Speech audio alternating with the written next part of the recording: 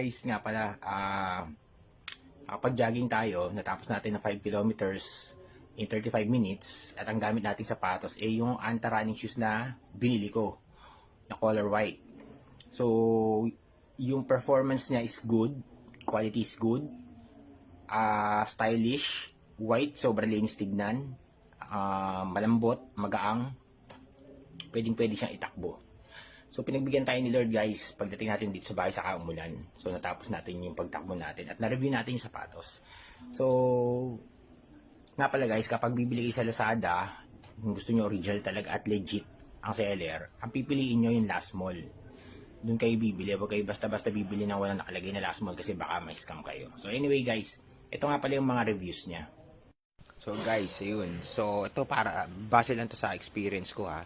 So para sa akin malambot siya. Maganda yung cushion niya, makapal siya, magaang siyang itakbo.